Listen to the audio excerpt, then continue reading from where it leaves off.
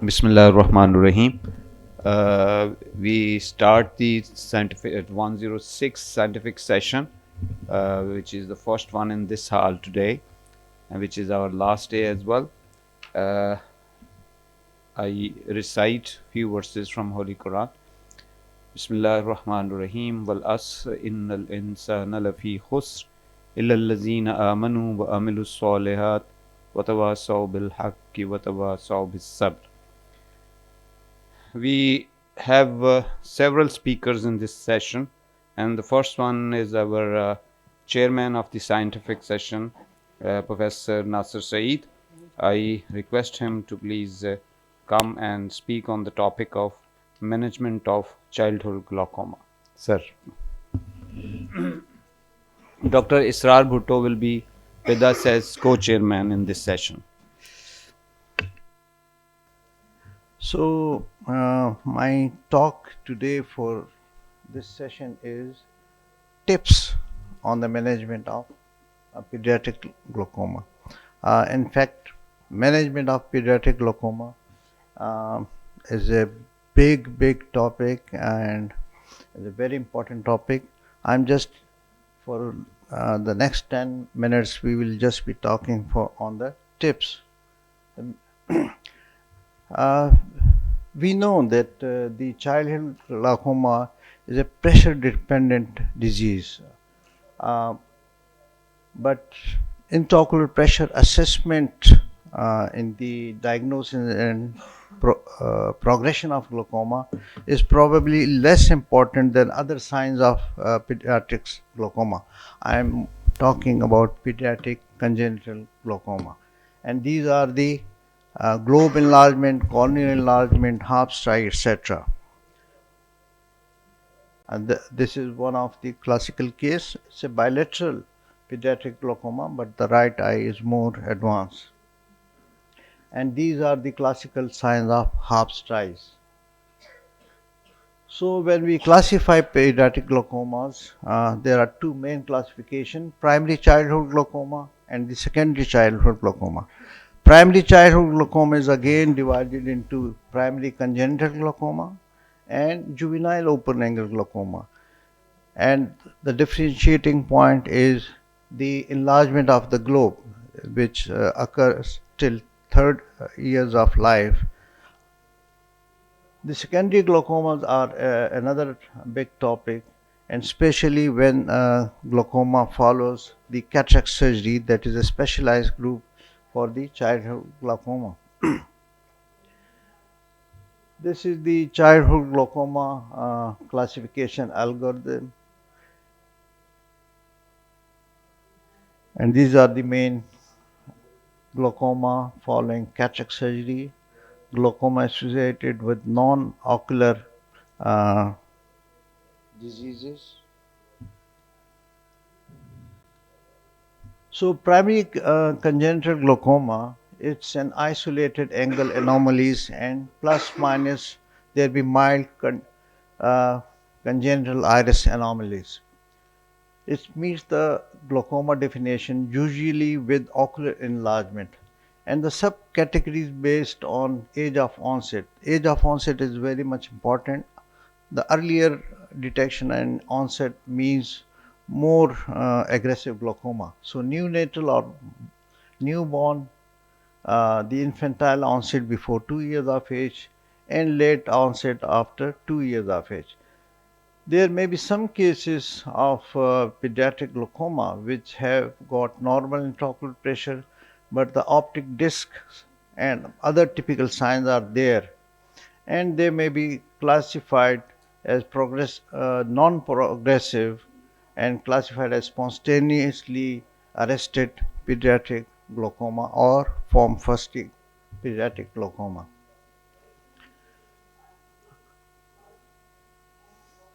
So this is an approach to the evaluation of a childhood glaucoma. As Dr. Seema Qayyum is going to talk on this subject, I will omit this one.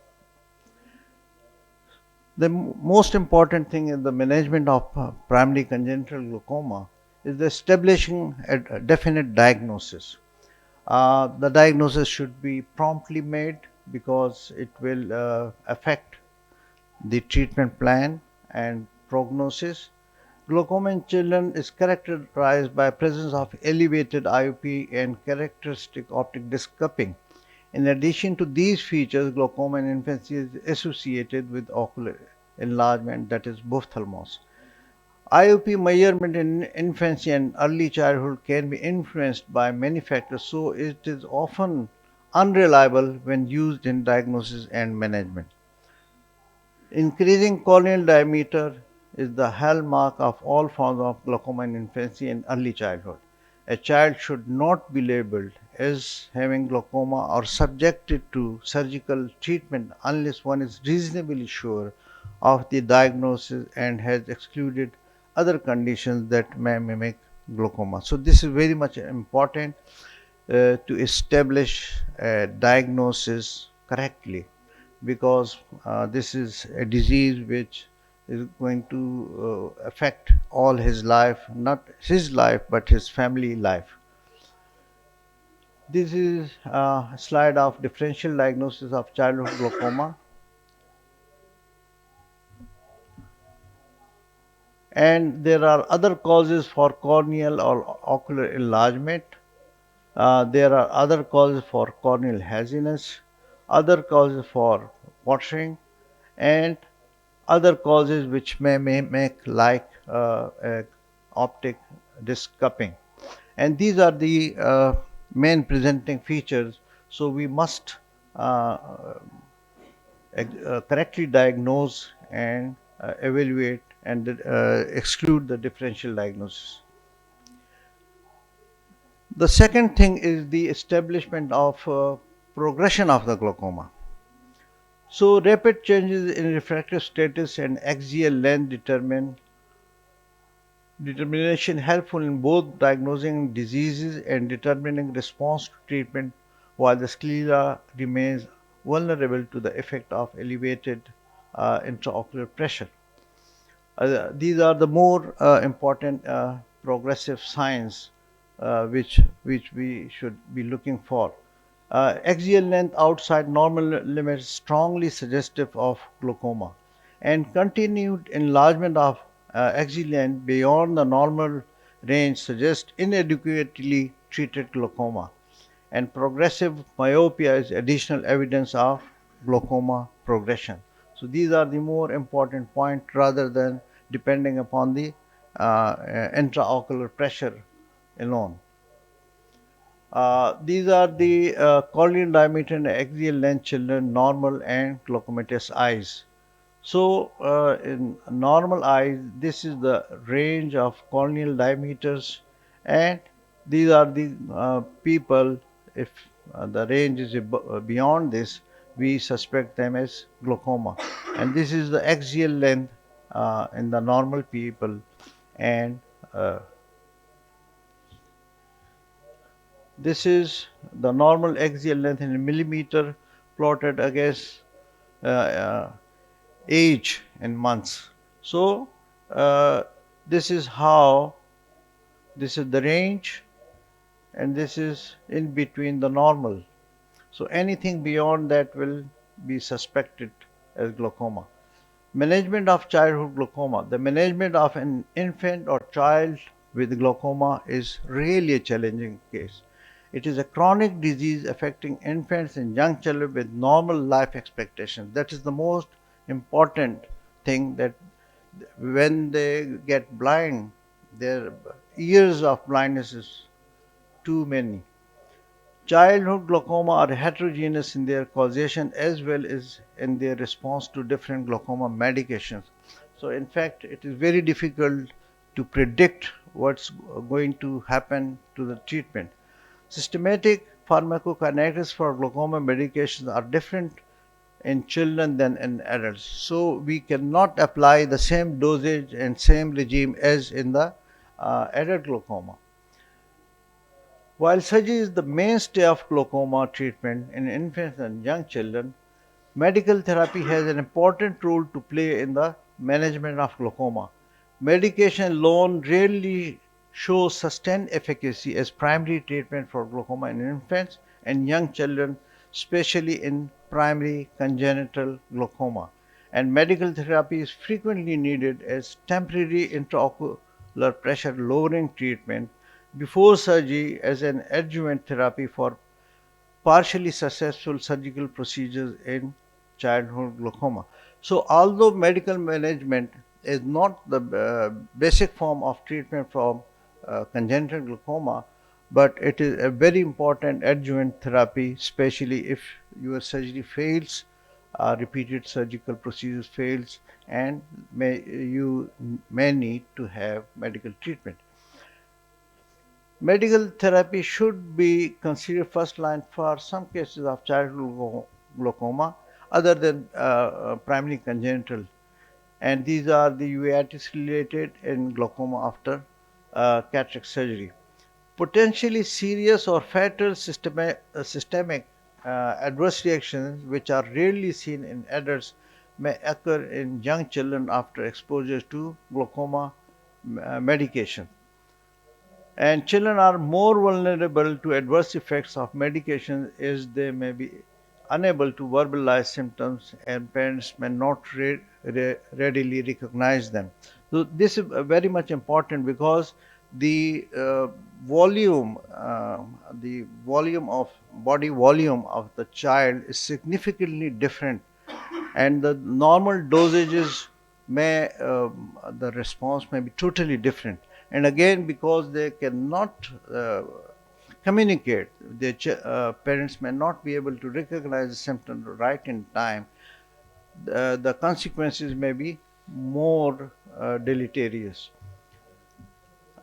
Brimonidine should not be used in infant small children weighing less than 40 pounds of weight, as may cause bradycardia, hypotension, hypothermia, hypotonia, apnea, especially if they are used with beta blockers. So this is a caution. Compliance and adherence issues are greater and more complex in children due to their dependence on caregivers or parents, possibly lack of cooperation in the administration of treatment.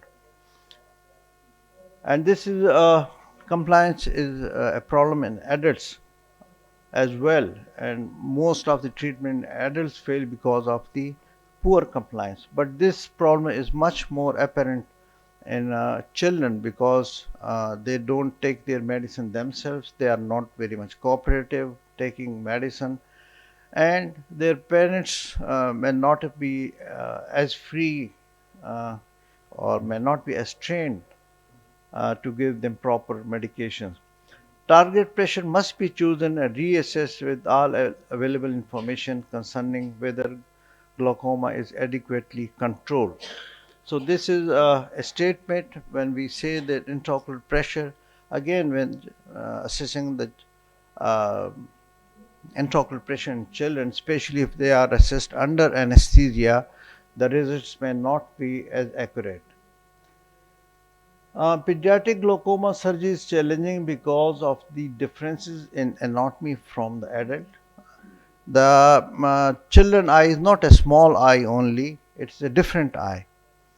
Difference in the behavior of the tissues of a child's glaucomatous eye, the variety in causes of the disease, difficulties in post-operative management. You cannot as frequently examine the child as you would like to examine. Anesthetic risks are potentially higher in children than in adults, and lack of cooperation affect the degree of monitoring and post-operative follow-up, which can compromise surgical results. Glaucoma surgery should preferably be performed by trained surgeons in centers where there is sufficient volume to ensure surgical experience and skill and safe anesthesia. We know that the incidence of uh, childhood glaucoma is not that high. There are few number of people who deal with childhood glaucoma, and there are still few number of people who will do surgical procedures, and there are a myriad of surgical procedures. Glaucoma surgery is more challenging than in adults with a higher failure and complication rate than the adults. And this is because of the behavior and anatomy of the eye. Angle surgery, goniotomy, and trabeculotomy is the procedure of choice for primary congenital glaucoma, with the exact choice dictated by the corneal clarity and the surgeon's experience and preference. Trabeculectomy, when performed by experienced childhood glaucoma surgeons, can be associated with good outcomes in appropriate cases. Combined trabeculectomy is argued to be the more successful than either procedure performed alone and is the primary procedure of choice in populations who are thought to be at greater risk of failure because of more severe advanced presentation. Glaucoma drainage devices may offer the most effective long-term intraocular pressure control in many childhood glaucomas, especially those that are refractory to other surgical treatments. Cyclophotocoagulation with the diode laser has limited long-term success and often requires retreatment and the continuation of medication. Other glaucoma procedures educated in children for the treatment of glaucoma have not yet been widely adopted either because the technical challenges in ophthalmic eyes or because they are yet to be proven efficacy or safety in the children. So this is a suggested approach to the management of primary congenital glaucoma surgery, and we put the angle surgery on top, and if that cannot be performed, then you do other surgeries. Another more important thing is the follow-up. It is important to remember that even with long-term well-controlled intraocular pressure, relapse can occur at any stage. Following successful goniotomy, approximately 2 to 3% of eyes each year and 20% over a 30-year period were found to be relapsed. Furthermore, side-threatening complications may occur at any time, even after years of stability. This emphasizes the need for lifelong follow-up. And if successfully treated, we can see that there is a reversal of the cupping of the disc. One more important thing is following intraocular pressure control, it is important to address ametropia by prescribing glasses or contact lenses and treating amblyopia. Many eyes go blind despite of successful treatment just because of amblyopia. Poor visual outcomes despite successful control of IOP are usually due to amblyopia. Conclusion: increasing corneal diameter is the hallmark of all forms of glaucoma in infancy and early childhood. Gonioscopy is crucial, making the correct diagnosis and for planning surgical treatment. Optic disc appearance is an important and sensitive parameter for both diagnosis and determination of progression in childhood glaucoma. Compliance and adherence issues are greater and more complex in children. Glaucoma surgery should preferably be performed by a trained surgeon in well-equipped centers. Glaucoma surgery in children is more challenging than in adults, and concurrent with glaucoma therapy, ametropic correction and amblyopia therapy is a must. Thank you very much for your attention. Thank you so much, Professor Nasser Saeed, for giving us the tips for overall management of childhood glaucoma. The next talk will be by Professor Seema Qayyum, who's been in charge of the pediatric ophthalmology sessions here, to give her talk on how to approach a child with glaucoma. Professor Seema Qayyum. Assalamu alaikum. Today I will be talking about, I will try to cover a very vast topic. It is not something which can be put into a nutshell, but I will just try to do justice to this topic in the time allotted to me. I'll just start with a case that Homera was born a healthy full-term baby girl. Initially, the appearance of her eyes concerned the family. 3 weeks after her birth, the cornea became enlarged and had a cloudy appearance. She was referred to a pediatric ophthalmologist. And this is the very frequent scenario which we get into. So how would you approach this child? The first thing you will have to do is take a detailed history and a detailed eye examination. Talking about a detailed history, you will get an answer, or you should ask the question about photophobia, because these children who are prone to develop an increase in the intraocular pressure, they would have this telltale sign of photophobia. Then the next thing is epiphora, or excessive watering from the eye. Now this is again a tricky symptom, because sometimes it is misdiagnosed by a number of ophthalmologists, or even these children go to a pediatrician with the complaint of excessive watering, and they can be misdiagnosed as a nasolacrimal duct obstruction, or sometimes it could be misdiagnosed. But and then again, when you're dealing with a child with epiphora, you have to take into consideration that it can not only be NLD block or glaucoma, it could be a corneal abrasion, it could be a foreign body, it could be conjunctivitis. So you have to rule out these signs, and how you would come to a diagnosis is when we go forward. There would be the presence of Harp's triad. As we know that whenever there's a rise in the intraocular pressure, there is stretching of the cornea, resulting in breaks in the descemet membrane, resulting in corneal edema and clouding. And this would be the picture which you would get, the Harp's triad.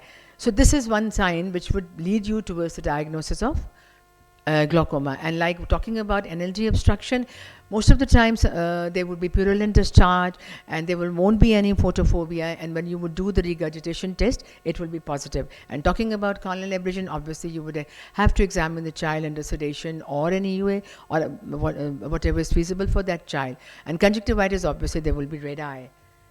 Then this is like the cloudy cornea. This is a telltale sign of the glaucoma.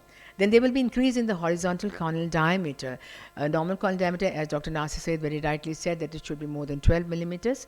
And so that will be, measuring the corneal diameter is slightly tricky. You have to take the child under sedation, or you would have to take the child into the theater and examine the child under anesthesia. This is a very typical picture of ophthalmus. Then disc cupping, doing a fundus examination is very important, and disc cupping may need to, this is also one of the signs of glaucoma. So now you've come to a diagnosis that you think that this child has glaucoma, then you have to figure out that whether it is primary congenital glaucoma, or you have to rule out that whether this glaucoma is associated with any congenital ocular anomaly. But sometimes, because glaucoma is not a standalone disease, it may be associated with other diseases as well. So you have to look into the eye otherwise also, and you will also look into the associated systemic anomalies.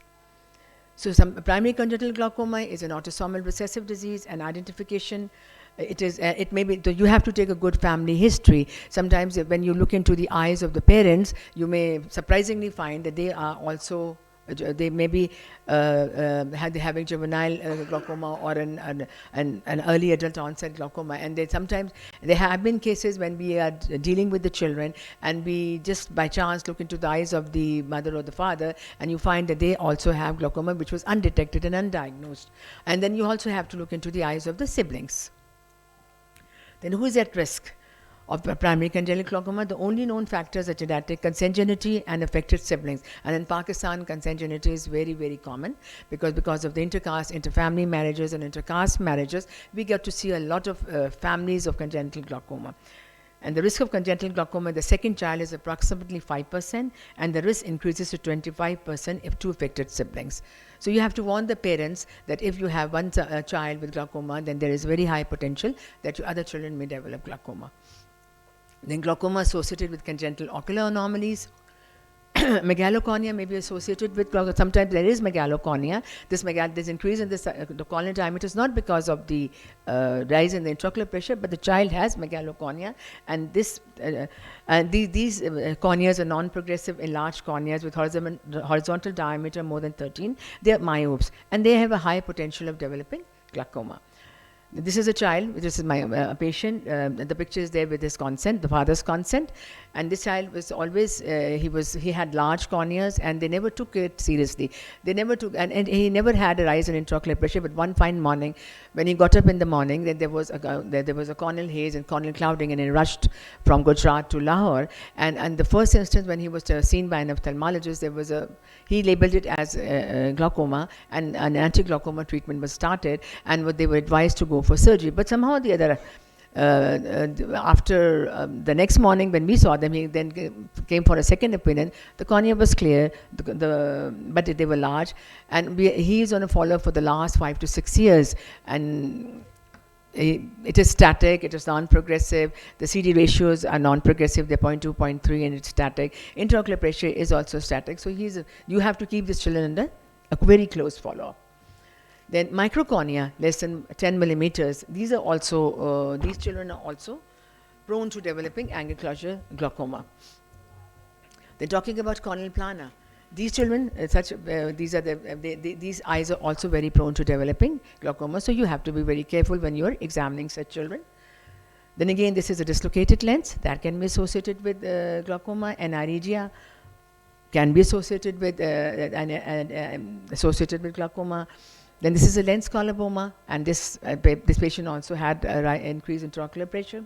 Then posterior embryotoxon. This is a picture which is taken from this is the only picture which I have taken from the Google because I was not able to, photograph it. I'm not that good in photography, and slit lamp photography I'm not that good. So that was the only picture taken from Google.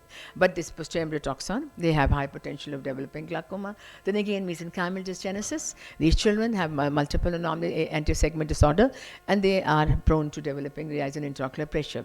Then the most important is, I always tell my fellows that always consider that the child has not walked into your room with the eye on a plate. This eye is in the body, and this can be associated, any ocular disease can be associated with systemic anomalies.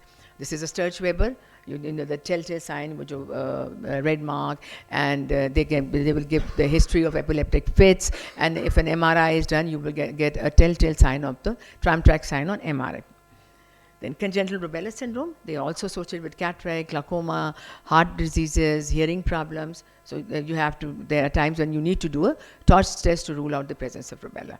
And if the torch becomes positive, is the rubella positive, then this child needs to go to a cardiologist, this child needs to go to an ENT specialist, and you need to get the audiometry done. This child needs a lifelong management by multiple teams. They are developmentally delayed, so they have to go for developmental assessment as well. So it is a full-fledged rehabilitation process which has to be started for them.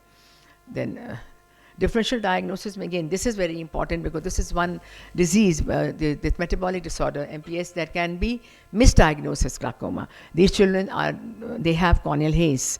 Their corneas are hazy, and but they have a very typical features: short stature, frontal bossing, kyphoscoliosis, joint stiffness, and thick coarse skin. And you just have to be careful to do their intraocular pressure, and their IOP is always in the normal limits, unless there is an associated glaucoma, which is very, very rare. So, thank you very much for your kind. Thank you, Dr. Seema. आप अब उधर जा रहे हैं? Will be coming back. Okay, thank you so much. The next presentation is by myself, and the topic is specialized surgical procedures for the management of pediatric glaucoma. Lagao do bhi.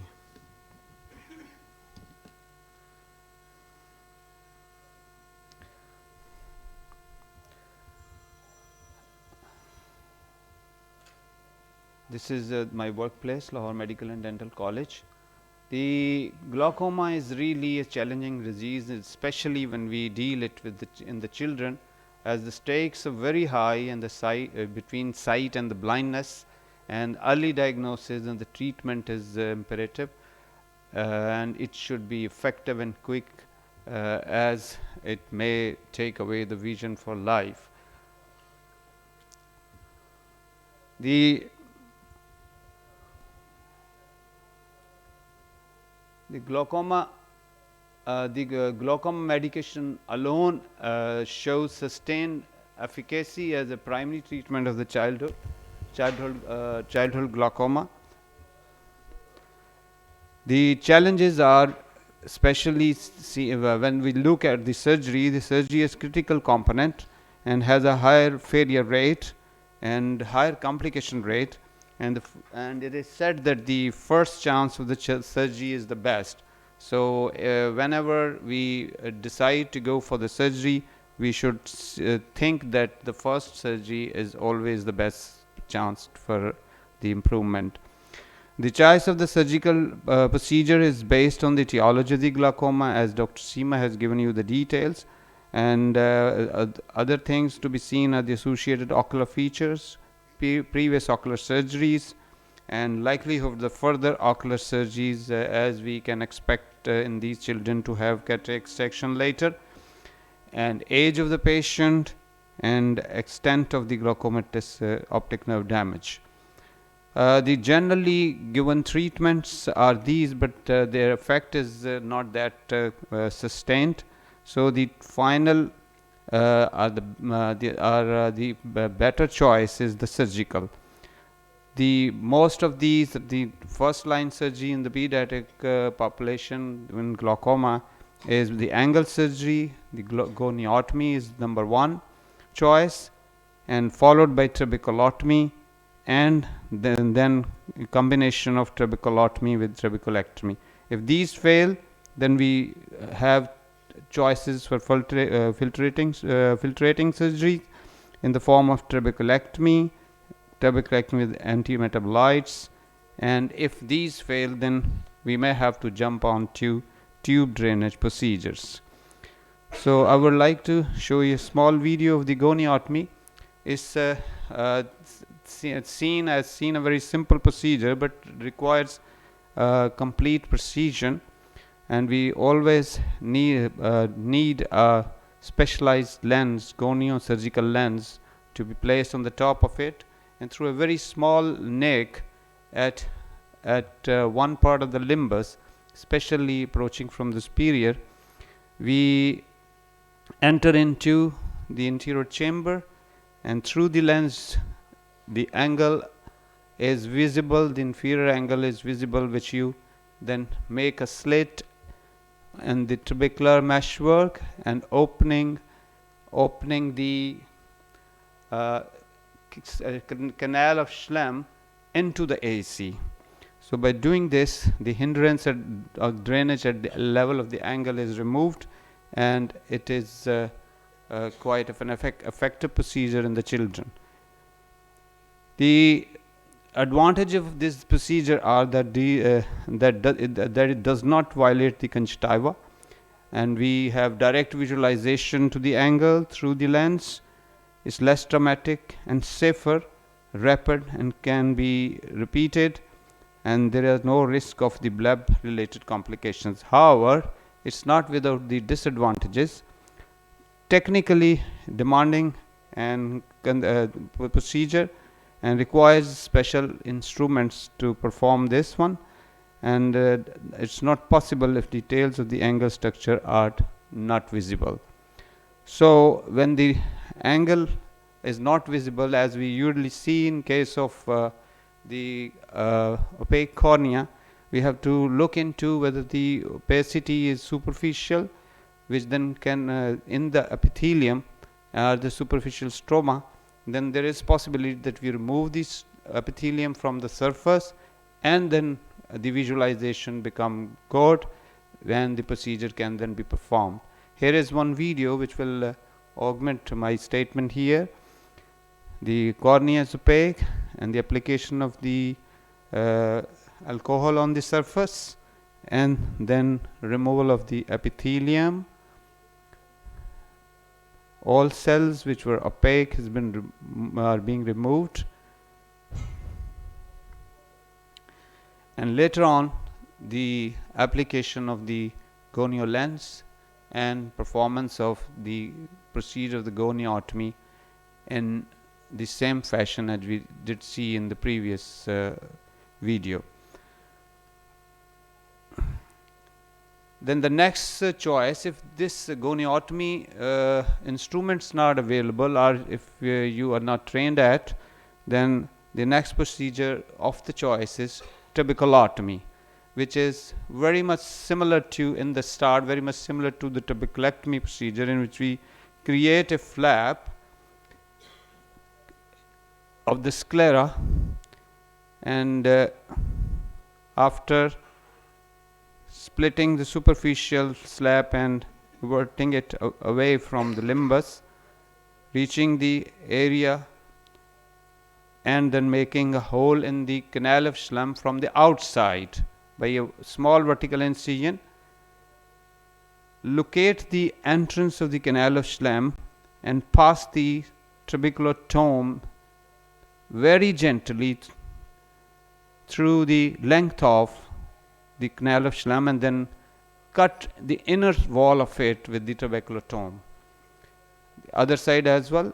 Most of the time this is performed on the superior one half of the angle, about 180 degrees.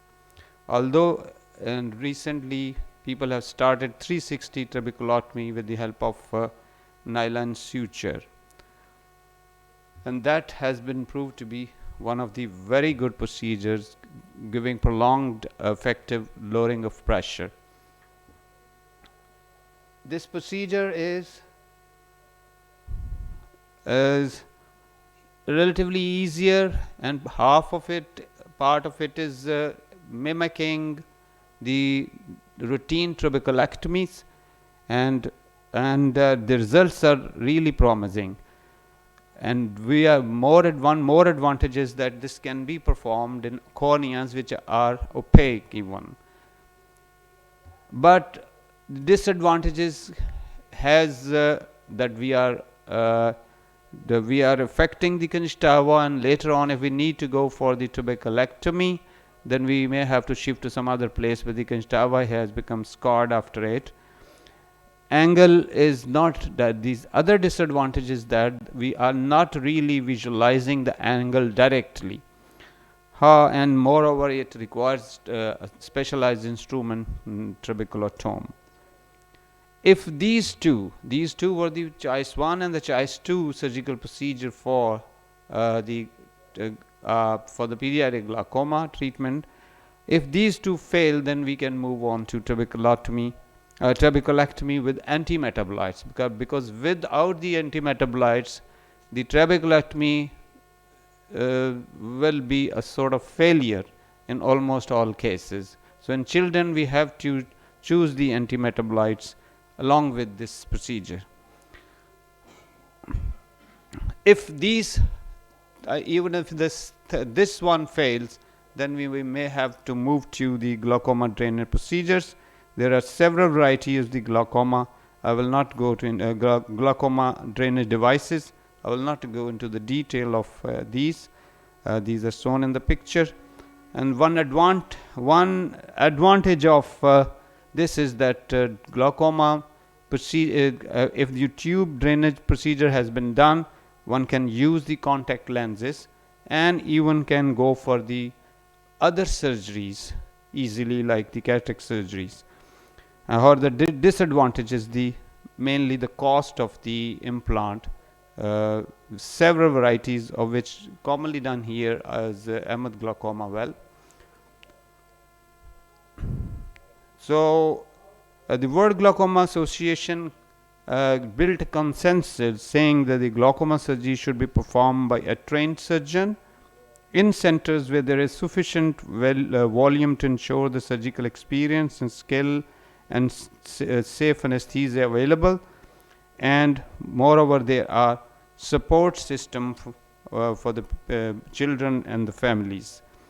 In conclusion, surgical intervention are the mainstay for the treatment of the pediatric glaucoma, and often these require supplement as a medical treatment and should be performed by experienced and skilled ophthalmologist and with the multidisciplinary team, and patient family should be involved in it. Thank you so much for your kind listening. Our next speaker is Professor Israr Ahmed Bhutto.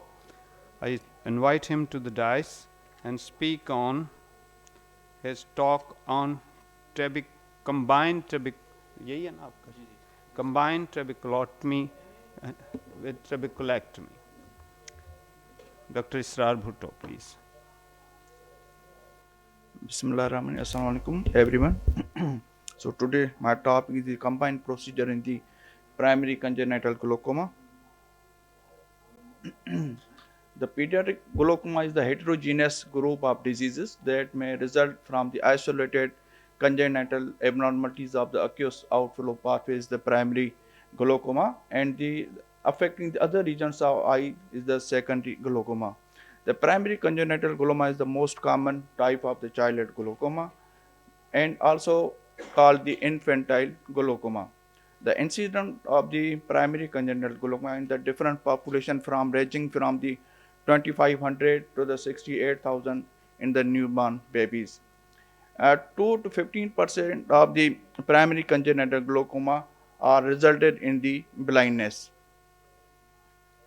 The basic pathologic defect is increased the resistance to the aqueous outflow due to the abnormal development of the angle tissue which is dried from the neural crest.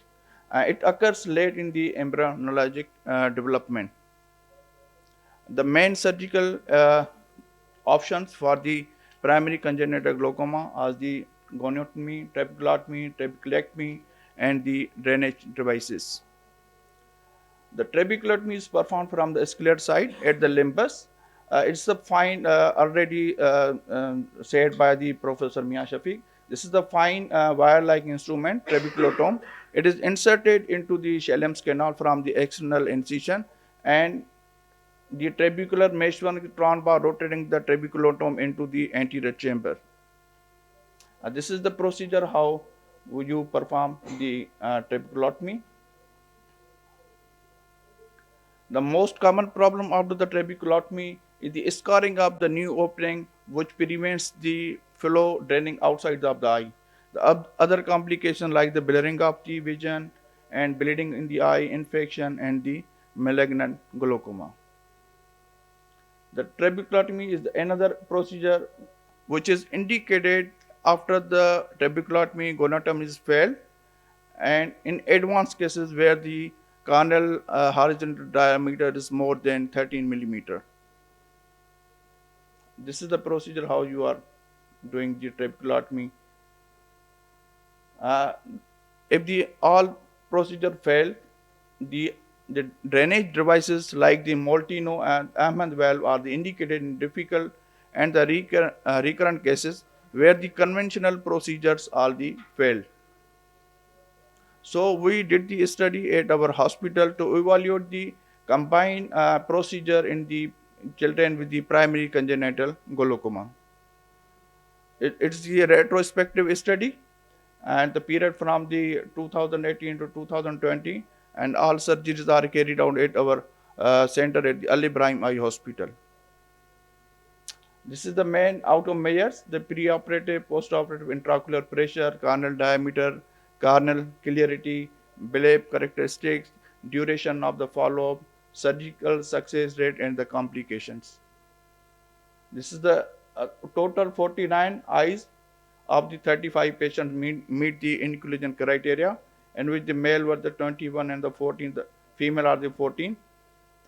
This is the age diagnosis range from 2 to 8 months, and the surgery from 3 to 16 months, and the horizontal diameter range from 12 to 15 millimeter of. This is the pre-operative and the post-operative intraocular pressure. The pre-operative intraocular pressure was 27 plus minus, and the post-operative intraocular pressure was 16 in all cases. This is the complete success rate. The intraocular pressure is the less than 21 millimeter at the final follow-up. So out of 49 eyes, the 40 eyes has the intraocular pressure of less than 21 millimeter of mercury. So all eyes pre-operative have the corneal diameter, corneal edema pre-operatively, and the 90% of the corneas has the clear cornea at the last follow-up, and the 70% had the bilateral diseases. The mean follow-up at the 13 months. So this is the pre-operative photograph, 10 weeks old baby, And this is the post photograph of same baby at the after the 24 months. The other studies, they showed the results about the combined procedures. This is the combined procedure which is effective and maybe significantly reduce the repeated surgery and the less anesthesia for the children. Another study shows this alone trabeculotomy or the combined procedure is the effective technique in the primary congenital glaucoma. And other Ghanaian children, there is the study combined the success rate of both in Ghanaian children is the in the primary congenital glaucoma 79%.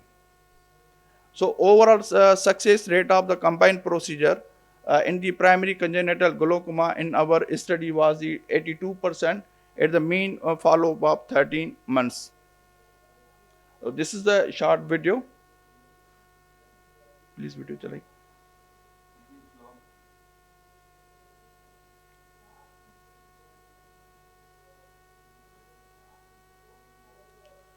All you know how you are doing the trabeculotomy, the first conjunctival peritomy, then we are using the mitomycin 0.2 mg per ml.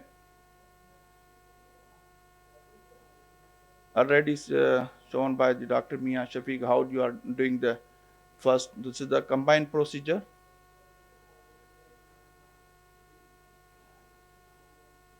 The vertical incision.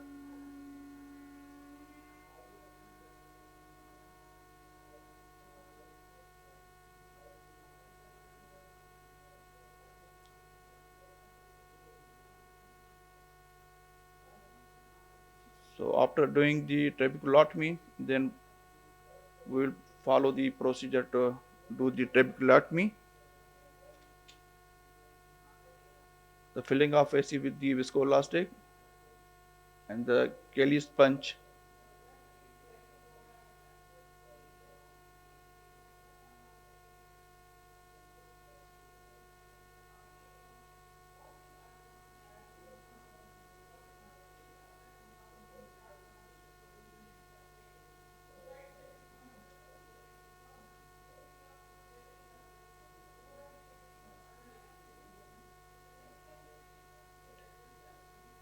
So it should be remembered that the conjunctival wound will be closed enough. So we will press one suture in the center to close conjunctiva properly.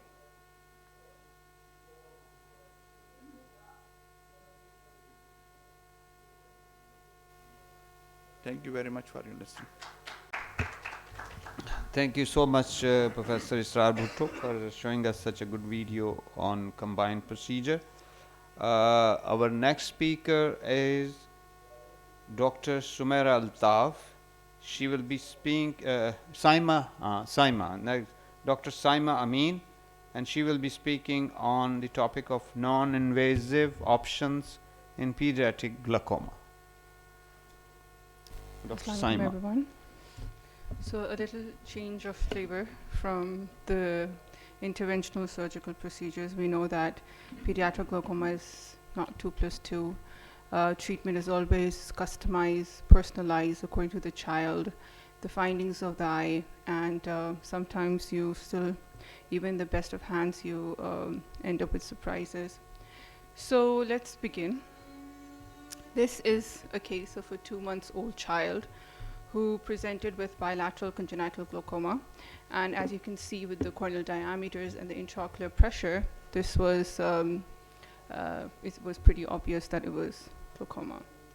So what we did was we planned bilateral trabeculotomy, and what I do is I always do trabeculotomy from a temporal approach because I want to save the superior 2 quadrants.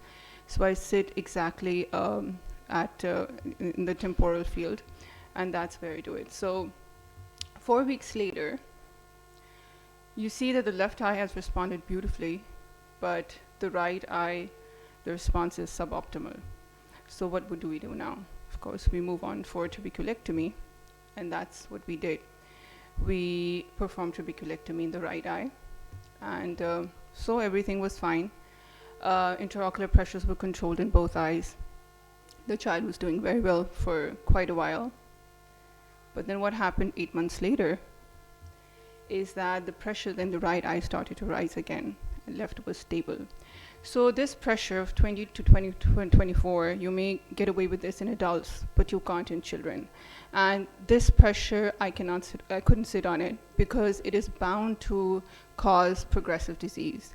And and this is not so high that you'd go for a redo, and this is not high enough that you'd go for a valve. What do? You can't just sit on it. We tried topical medications, but it didn't really help. So what we did was we tried MP3. And what we did was we just did the inferior 180 degrees, and we had to do 3 sessions to control it. And then after like 3 months, the child is now maintaining pressures of 14 millimeter in the right eye.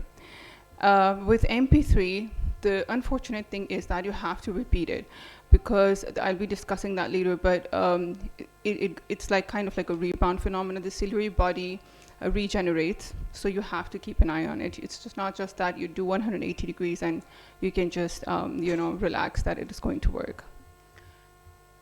So let's and the corneal diameter and axial length were also stable at 6 months. So if you look at this child, this is the journey of this child in just the first 8 months. So the point here is that whatever we do in children, we need to look at the longer picture. We need to know that if child is here at 6 weeks, if on an average this child has to live for 60 years, you have to save the quadrants. You have to be very careful what you are planning, because let's suppose initially if you had tried trabeculotomy from a 12 o'clock position, I'd be stuck. My conjunctiva is going away, there's fibrosis, and then let's suppose I do a trabeculectomy in one eye on that. What if later this child needs another procedure? So with children, it's best to be minimally invasive and to save as much conjunctiva as you can. So if you look at this chart, you see that be it glaucoma drainage device or be it trabeculectomy, in the best of hands, the success rate is much lesser in children as compared to adults. And what I have a problem with the literature, when I review the literature, you have an average of, it's coming down to 35% to 50% success rate of trabeculectomy. I think in children you cannot generalize. Children come with multiple issues. A lot of these children with childhood glaucoma have coexisting anterior segment anomalies or systemic, and that it has an impact on the prognosis. So if a child has no associated anomaly, the success is going to be different. If it is associated with, let's suppose, sclerocornea or aniridia, et cetera, the outcome is definitely going to suffer. But when we review literature, we do not find this demarcation. And so you can't tell, okay, in Sturge-Weber, if I am to perform trabeculectomy or a trabeculotomy or any other procedure, what is going to be the outcome versus if the eye is absolutely fine. So moving on to the next case. This is a case of a 7-year-old child who came with steroid-induced glaucoma, and unfortunately we get a lot of that every month almost. So this child was known case of vernal keratoconjunctivitis. This unfortunately is the right eye, which had no perception of light, so now we'll only be talking about the left eye. So as you can see that this child had multiple procedures. He had 2 trabeculectomies, an AGV implant which was extruded, and the vision right now is 636, intraocular pressure of 2830, and a CD ratio of 0.8. So in this situation, again, I planned for transscleral diode. So first, I tried MP3. I gave 2 sessions. It didn't work. And then I went on to continuous wave diode, which is the G-probe diode, and it gave me the results. So now the child is maintaining intraocular pressure of 18 millimeter mercury. Now the problem again here, I would say, be it continuous wave or be it micropulse, you have to keep doing it. Like the effect wears off. It can wear off in like a month, it can wear off in 6 months, but it does wear off, and you have to keep an eye on the intraocular pressure, and you have to keep monitoring. So this is a child with anterior segment dysgenesis. And these pictures I took from the parents. This is not when the child came to me. But what you can see here is that the cornea is pretty hazy. This is a microphthalmic eye. And you see, if you compare, the eye is growing. And this is when the child came to me, and the only way you can monitor these eyes is through the axial length. So I took the axial length, they were enlarged, and the cornea was very cloudy and hazy. So first we tried with the anti-glaucoma treatment, but it didn't work. And so I said, okay. And I also tried a session of micropulse, but the child wasn't responding. So I said, okay, let me try trabeculectomy in the right eye.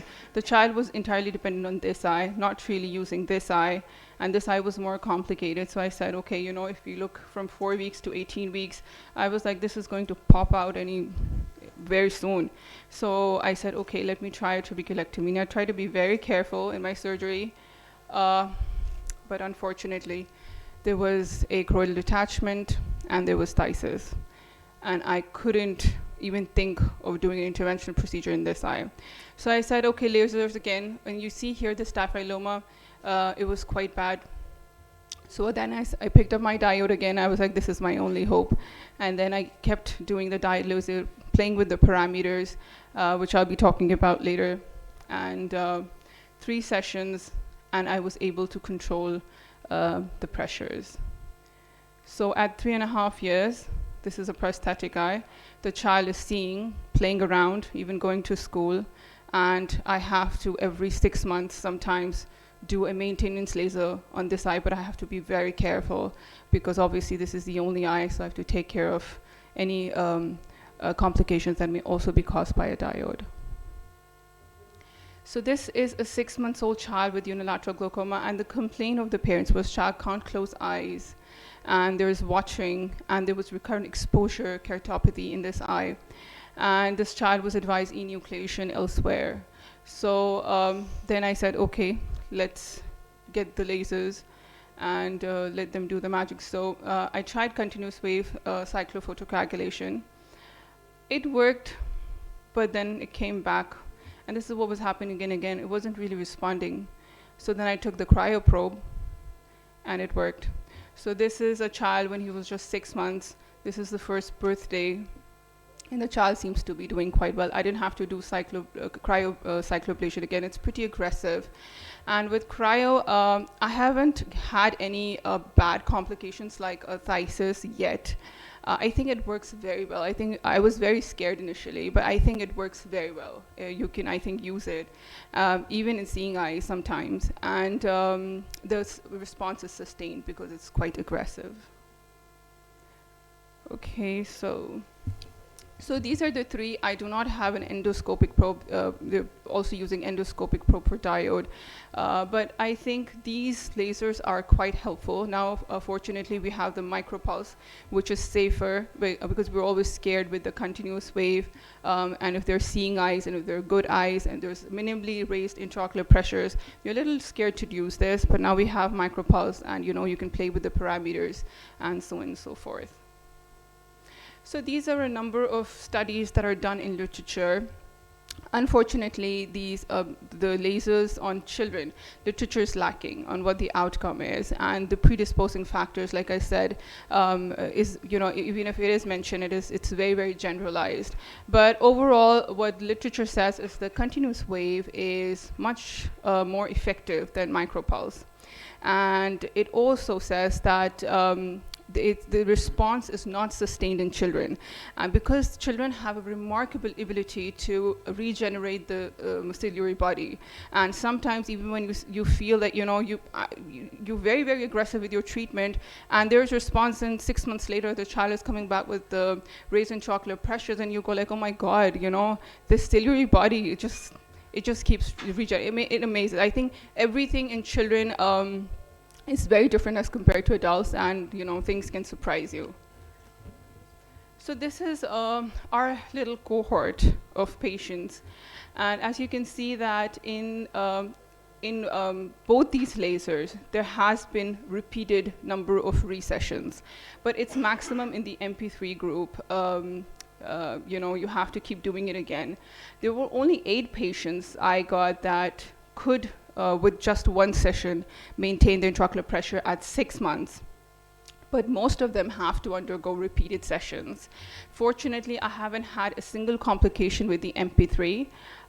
With cyclodiet also, I've had very transient reactions that just maybe last 2 weeks and then it goes away. So I haven't had any severe complications. I've had one patient with hypotony, but it's not enthesis, it's just a soft eye, but the child is still seeing from this eye. So I think if you do lasers very safely, you can prevent the complications. Now, my trick is that in children, you see the eye is very ophthalmic and extended. So sometimes ciliary body might not be at 1 millimeter or 1.5 millimeter, and it varies in all 4 quadrants. So I always like to do the transillumination to actually identify where it is, because you want to be far away from the limbus as possible. If you blow away the limbus, the child will suffer from recurrent epithelial defects that we see in literature.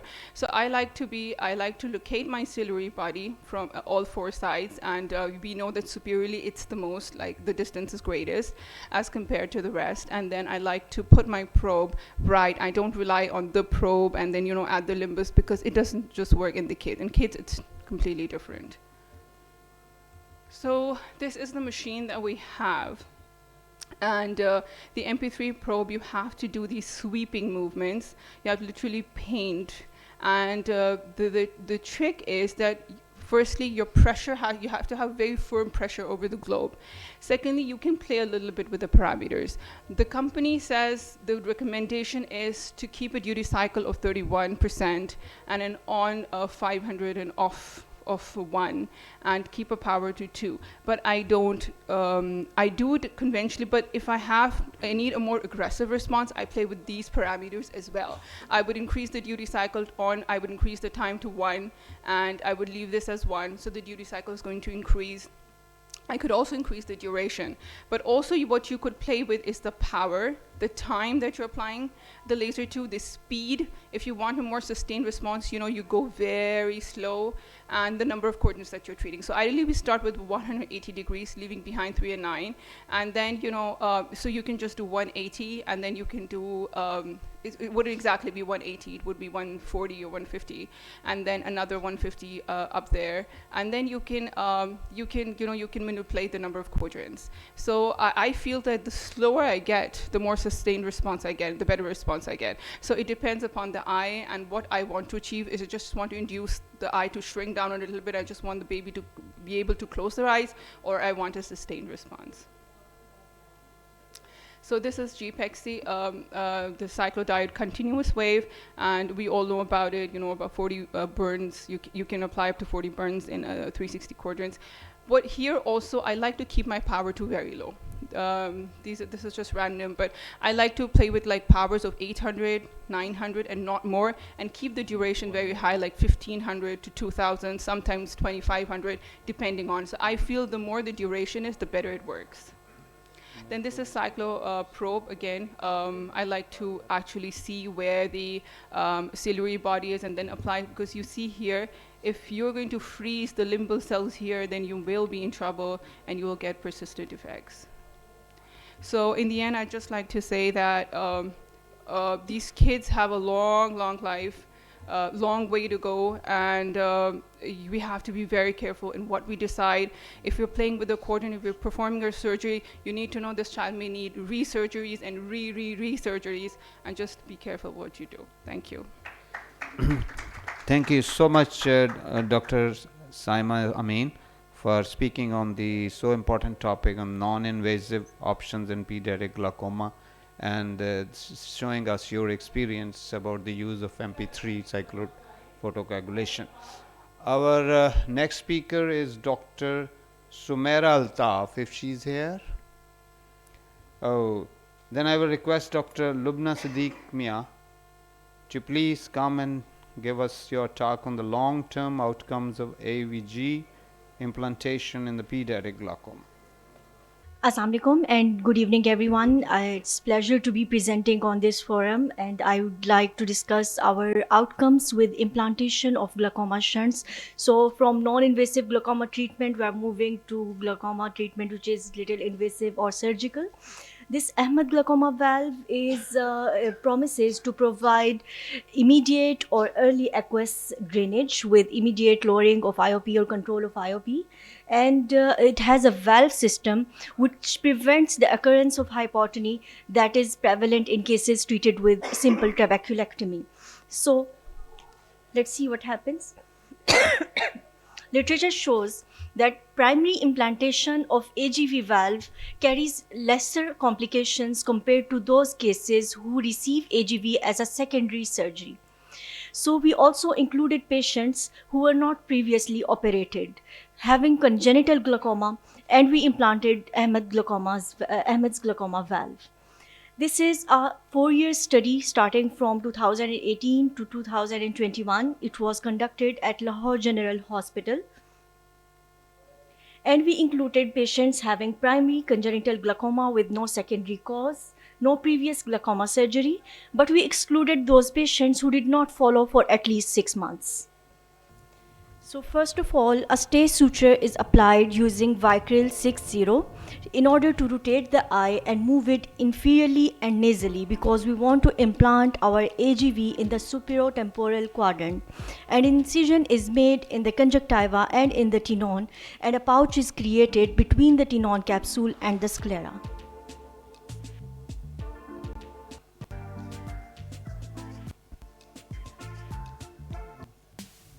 Really sorry.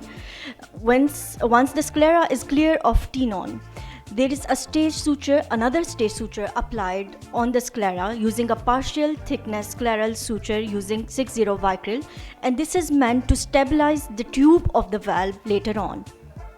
The valve's body is being implanted in the supratemporal quadrant.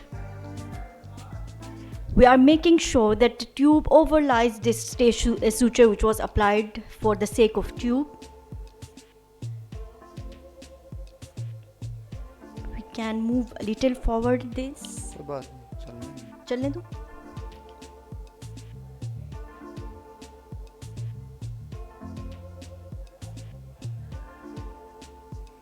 Now another partial thickness scleral suture is going to be applied. This one will pass through the orifice in the body of the valve to stabilize it.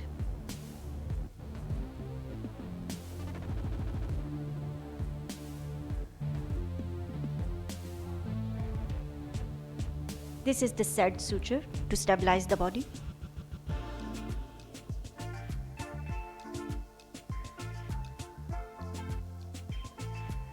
This time the suture is 10-0 nylon because it is a non-absorbable suture, but it adds little strength compared to Vicryl. So now we are augmenting the suture with another suture which is Vicryl.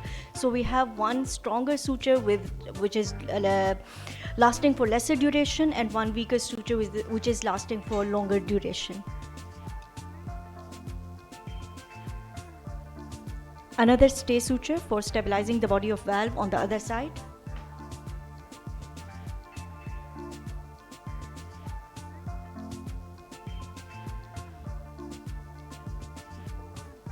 The tube needs to be cut. We don't need a very long tube. We don't want it to touch the corneal endothelium, and we want to cut it with the bevel up so that it does not get occluded with the iris.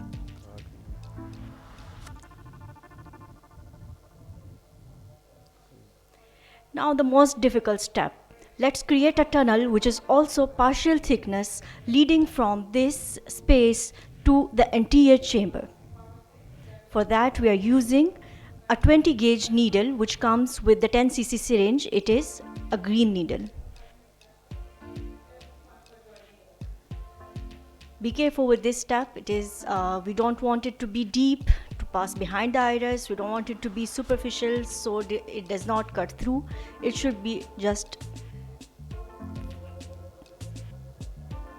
and we are waiting to see the tip of the needle in the anterior chamber.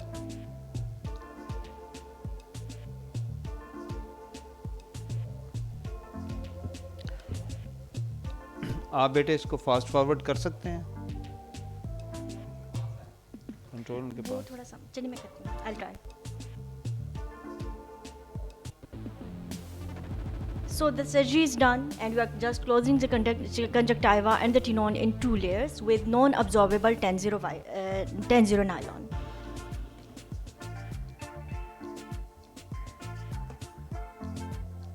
Continuous नहीं लगा okay This is how the tube looks like post-operatively passing in the anterior chamber.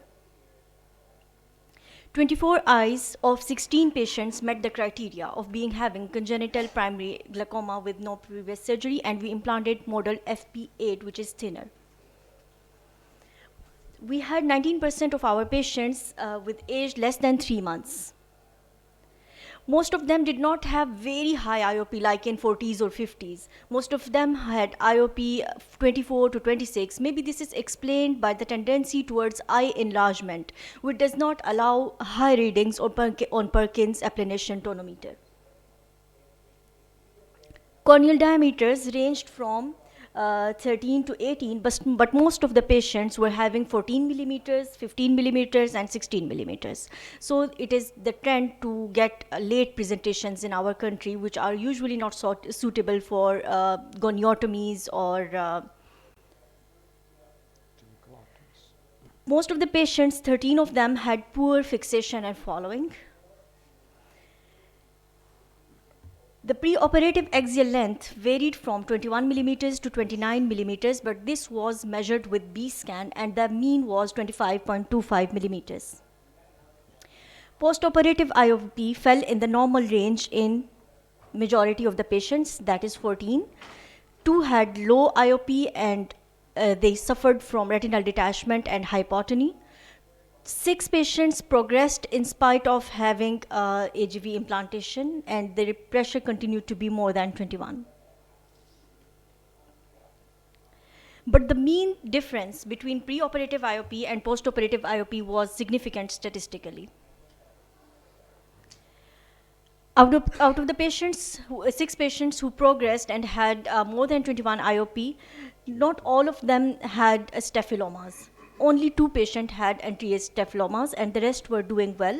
2 required lensectomy to relieve pupil block later on in the following years. 2 patients had permanent descending corneal scars and scarring, which were present preoperatively and postoperatively. We observed little decrease or increase in the axial length depending upon which was relating to the IOP. Other studies also favor some change in the axial length after glaucoma surgery. This is one patient who presented when she was only 7 days old. She was having bilateral ophthalmos. This is the patient 1 week after receiving AGV implantation during the first month of her life. And here she is when she is 6 months old, playing on her own, and her mother is trying to check her fixation and following. She's crawling, she's following her toys.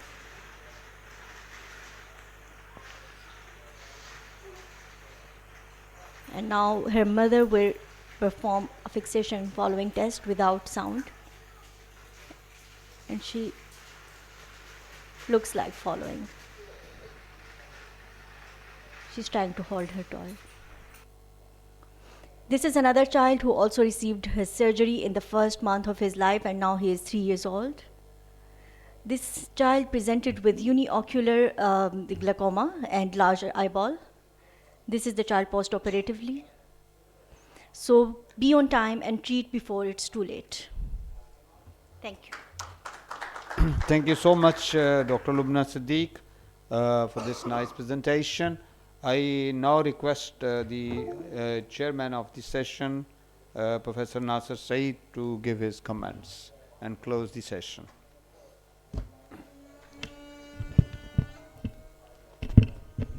There is a question from Professor Ahmed.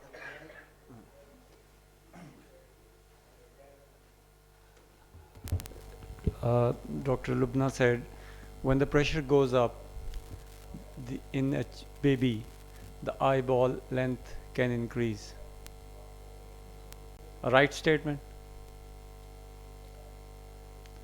When the pressure in a small baby, months old, years old, till 13, 14, the eyeball length increases.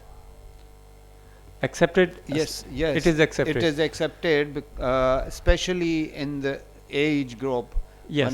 When the child is below the age of usually 4 years. I have The first I have more than 2 decades of experience.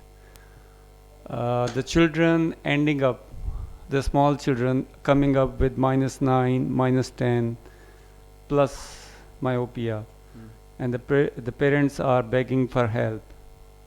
I am giving them anti-glaucoma, and the axial length. I haven't measured the axial length. The worst thing that we achieved is cessation in the progression of myopia. Yeah. In 4 years, 5 years, and I have one child who was 5 years old, and this is a series of more than 50 patients now, and the children are in UK, the children are in Canada, and children of the parents of doctors, because each one desperate doesn't want that each year the number should go up. So we have a boy 5 years old with -9.5. Now the boy is like 11 and the number is -5. So this is just a thought and a process with the consent of the parents, with the clear understanding of the parents, that somebody is going to tell you, oh kudi tu ki kar rahi hai, tanu pata hega, oh ਇਹ ਤਾਂ ਅੰਧਾ ਹੋ ਜਾਂਦਾ ਹੈ. Bibi, your child is healthy, the baby hasn't got glaucoma. So this is something we know, the long-term side effects of the drugs. Any drug that we use for long, we must know what it does through the orbital tissues, what it does to to the eyelashes, what it does do to the pigmentation of the skin. There's a darkening of this. There's the dark circles. The eyelashes grows, and then the orbital fat volume also decreases. Thank you, Dr. Kazi. You are true in saying that one of the signs of progressive myopia in the children is the increasing myopia, and hence increasing axial length. And when we see these things, we are bound to go for more detailed examination of the child to make sure that he is not having glaucoma, and if it is, then we must treat accordingly. Professor Nasser Saeed. So, it was a very good session and an important one. Although pediatric glaucoma is a very, we can say it's a rare disease, because normally people won't see so many patients, but still we know the importance that it's a lifelong disease in a child with a normal otherwise body, with a child with a normal expected life, and a lot of burden on him, on the family, on the society. So it's a very important topic. In this short period of 90 minutes, it could not have been covered totally, but some of the most important aspects are being highlighted very nicely by the presenters. So in the first presentation, which was mine, I tried to give tips on the glaucoma management, the holistic approach to the disease, and not only to the disease but also to the health of child, which he is living in a family and that family is living in a society. In the second presentation, Dr. Seema Qayyum, she talked about the approaches to the patient with a pediatric glaucoma, and she highlighted the features of differential diagnosis.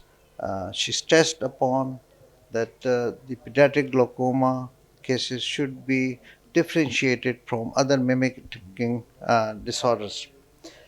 Professor Mia Mohammad Shafiq, he talked about the different surgical approaches to the glaucoma, as the surgery is the mainstay of the treatment in glaucoma management, and he highlighted the different surgical management options. Dr. Israr Ahmad Bhutto presented his case series of combined trabeculotomy trabeculectomy, and he said that 82% of his cases were uh, successful at least at been follow-up of 13 months. Dr. Saima Amin, she gave a holistic approach upon the non-invasive procedures, because we know glaucoma surgery is not a surgery which can be very well predicted, and the failure rates are very high, and it is not only that it fails quickly, but it may take years, and there may be many more things has to be done. And she talked about the transcleral diode photocoagulation and the role of cyclocryopexy. Uh, in fact, I would say that cyclocryopexy is more dreaded by the ophthalmologists. I don't know, they are very reluctant to do cyclocryopexy, but cyclocryopexy done very well and in a controlled manner is a very effective procedure in those conditions which cannot, the intraocular pressure cannot be controlled by other means. And in the last presentation, uh, Dr. Lubna, Dr. Mike. Lubna presented the long-term result of Ahmad glaucoma valve in the pediatric glaucoma. Thank you very much for attending the session. Doctor, I request Dr. Monia to give your comments overall on the pediatric glaucoma management, if you want to. Thank you very much. I do some cases, some Keep it glaucoma, congenital closer glaucoma. a bit, honey. Closer to mouth. It's not. Yes, yes. It's on. It's working. Ah. Okay. So I did. I do always trabeculotomy and trabeculectomy. Combined. Yeah. Yes, combined. And like what I see here now, it's always the patient comes late, so there is always a corneal cloudy, and I don't do what you said. Corneal That peeling, epithelium debridement. peeling. No, I don't do it. Ah, yes. So I do the surgery, combined surgery, and let the cornea starting to be clear. And this is a point for me to know that it's the surgery was good if the cornea becomes clear. Yeah. So if there isn't, for example, I have a case with Peters. I did 3 procedure: trabeculectomy, keratoplasty, and trabeculectomy, and keratoplasty for this patient, because, of course, for this patient, the cornea will never be clear. Yeah. But for the others, yes, I wait. But the question, I have a question for you: how to do for the following all the 3 months, or for the following of this baby? Because if you do always general anesthesia to examine them, or you take them, how to do it? This Wrapped is up a in the good program. topical, with the topical. It's very difficult to give the general anesthesia time and again. Yes. But we have to be sure that whatever procedure or the medication is given to the child is working, and the tension has gone down.